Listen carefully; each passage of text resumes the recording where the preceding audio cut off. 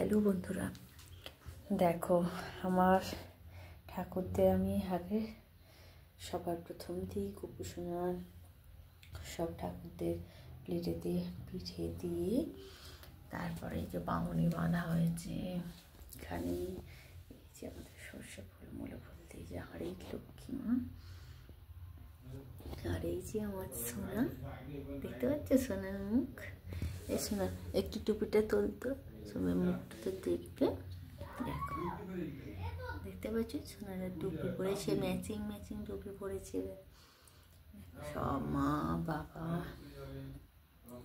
সবাই আছে। তো এই যে আমাদের বামুনি বামুনি বাঁধা হয়ে গেছে সব। আর এই যে গোপুসোনারা সব পিঠেগুলি সব খাচ্ছে।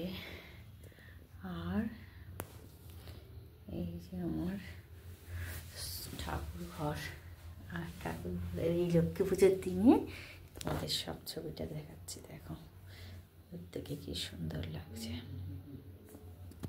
তো তোমাদের কেমন লাগছে তোমরা কমেন্টে জানিও, আর ভালো লাগলে অবশ্যই শেয়ার করো। তো এই দেখো তোমার ঠাকুর ঘর এই যে। আর সন্ধেবেলা দেখো, সন্ধেবেলা এই যে তোমার লাইট জ্বলছে। এটা মনসাতলা, মা মনসাতলা,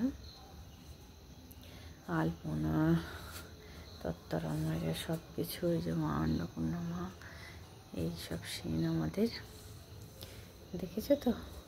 আর চলো রান্নাঘরে চলো, আমাদের হাঁড়িতে বাঁধা হয়, সব বাঁধা হয়। চলো তোমাদের কিভাবে বাঁধি তো দেখিয়ে। দেখো আমাদের কিন্তু হরি ঠাকুরের এখানেও বাঁধা হয়েছে, দেখেছো তো।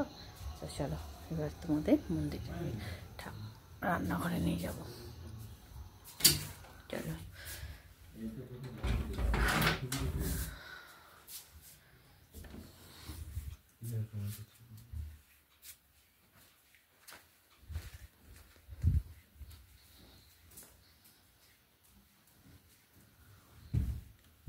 দেখো বন্ধুরা, আমার সমস্ত রান্না কমপ্লিট হয়ে গেছে।